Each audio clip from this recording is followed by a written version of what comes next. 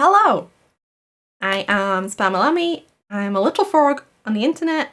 My pronouns are they, he, and I have a little presentation that I would like to share. I'm going to get right on into it. Okay, so around a year ago, I had a bit of an epiphany. I had thought that I was pretty nice to myself. I'd stopped saying things like, calling myself nasty things when I'd messed up over a decade ago. Instead, I just say, oh, I'm a silly sausage. I had replaced the word should with could in my vocabulary, even earlier than that, because the whole psychology of expectation of should versus possibility of could and all that lot. I had ticked off the be kind to myself box in my mind and called it done. Wrong! Loud incorrect buzzer. There were many ways I was still being unkind to myself. Hidden ways, sneaky ways. I was shocked. How was I being unkind? I hear you ask. My epiphany, when I told myself I couldn't do something, I was being so unkind to myself. When I said, I can't leave the house, I'm too anxious, or I can't deal with conflict, or I can't handle X, Y, Z, blah, blah, blah, blah, etc., I was putting limitations on myself. I wasn't even giving myself a chance to try any of these things. I'd given up before I'd even begun. And I didn't even know I was doing it! Rude, outrageous, sneaky. So anyway, I developed a special interest in finding ways I can be kind to myself. And that's what I'm here to talk about right now. How I practice self-love.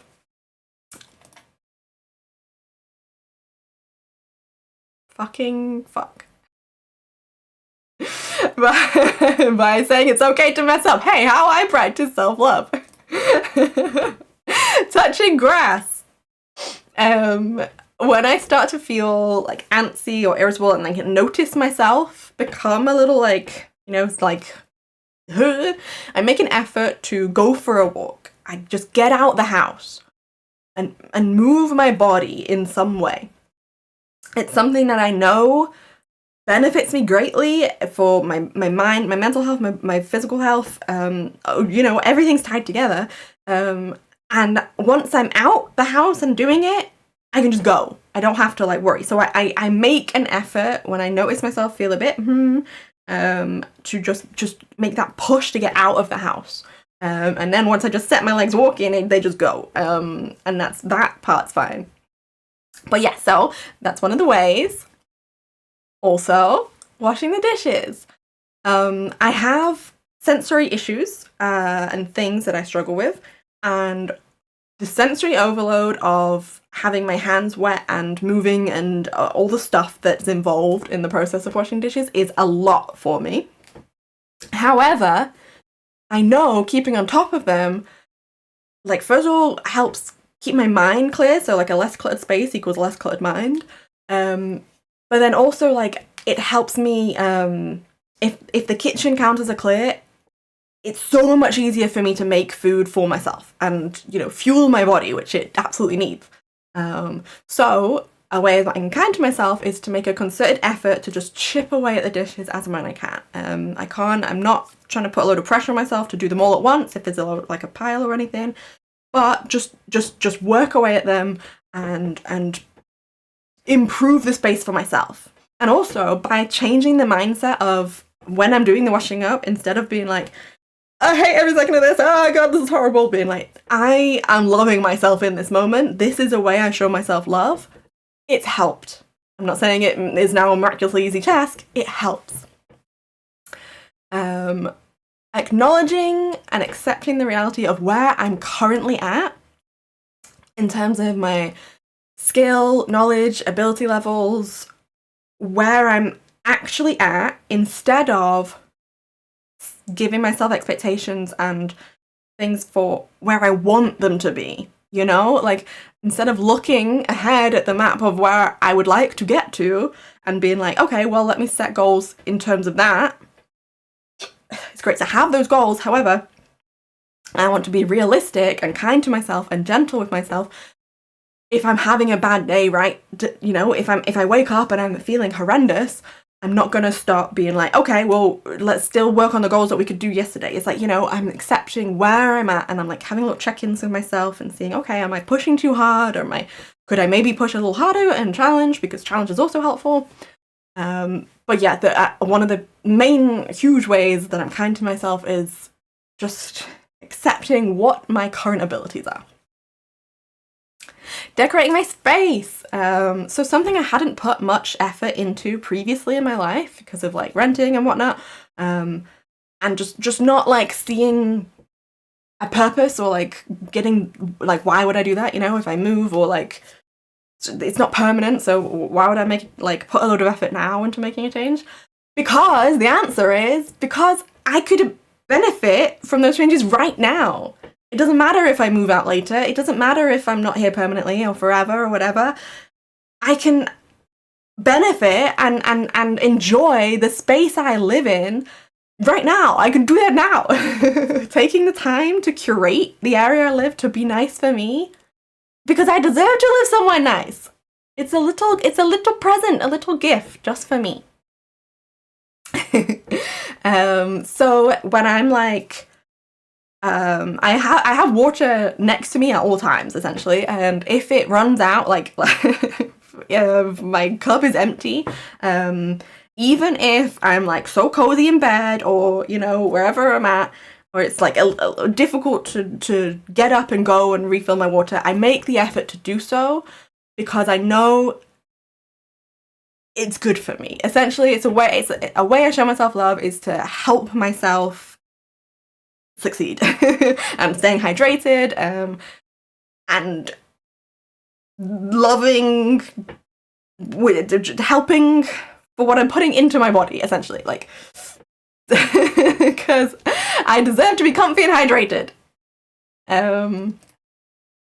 So bathing in general, again with the sensory, it can be a lot, and so having a bath, as opposed to a shower, can really help reduce the sensory overload.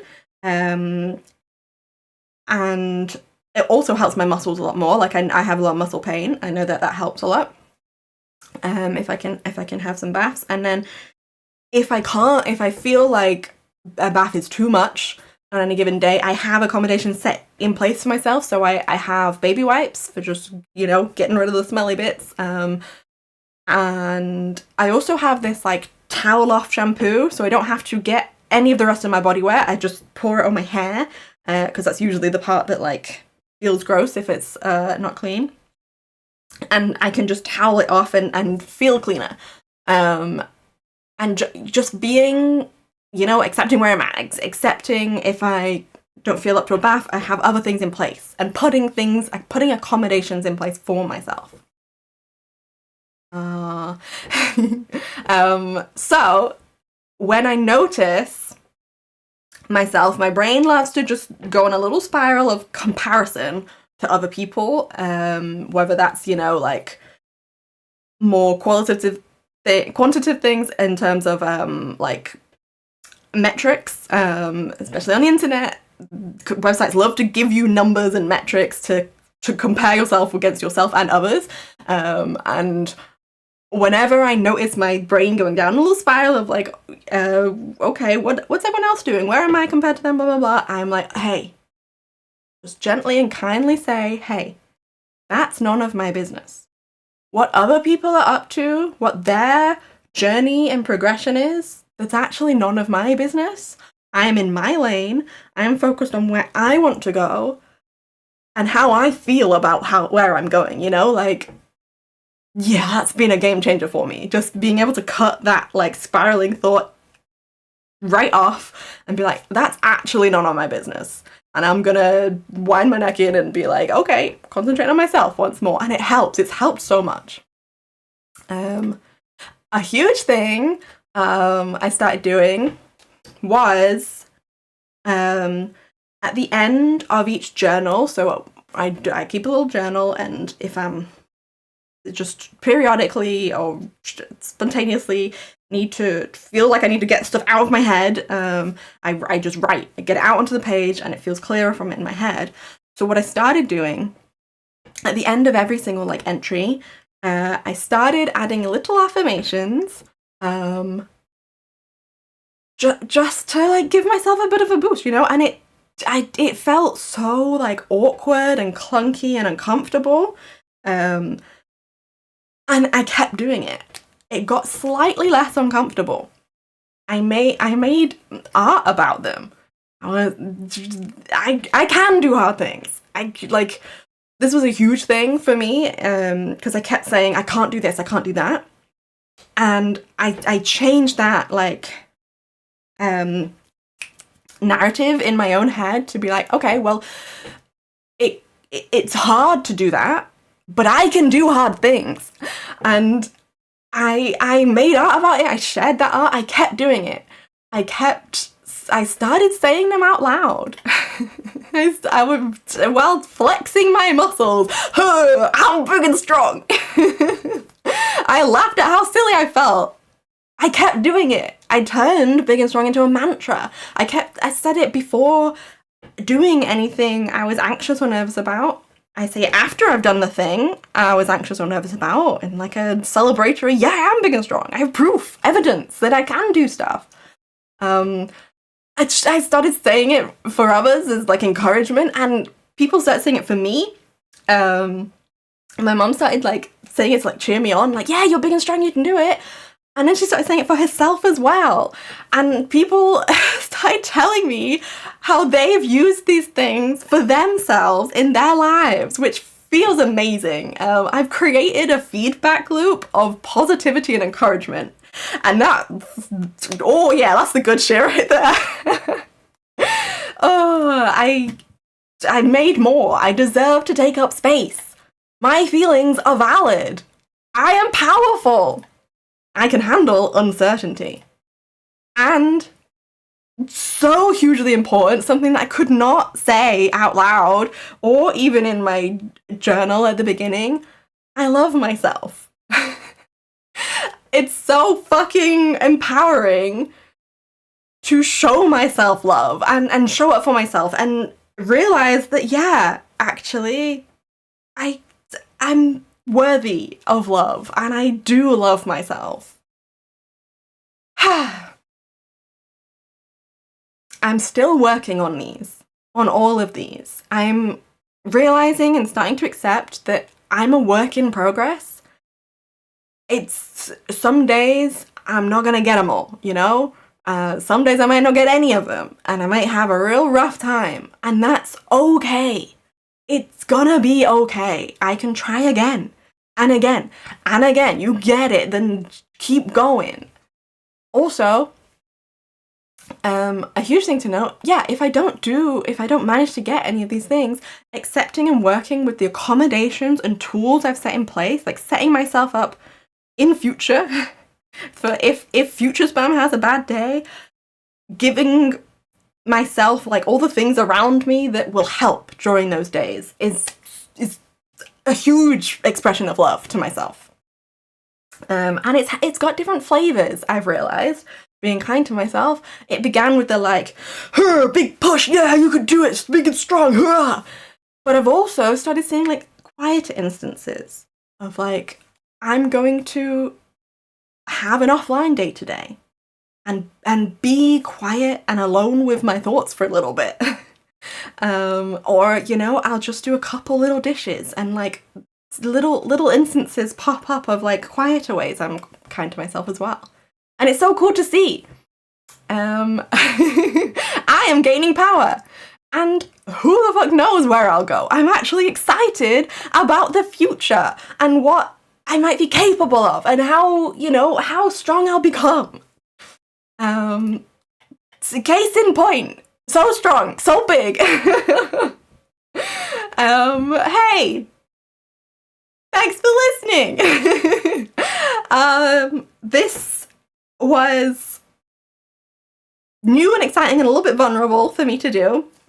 So thank you so much if you made it all the way to the end. And I would absolutely love if anyone is comfortable sharing in the comments about ways you are kind to yourself and ways that you show yourself love.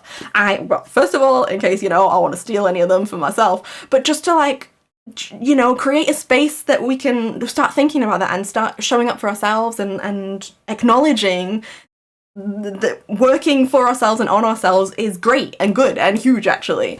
I'm on Blue Sky, I'm on Twitch, I'll put links in the description if you want to catch me in other places. I thank you! Thanks for listening! I appreciate you, I appreciate you being here, I appreciate you being alive and showing up. Hey! Okay, bye!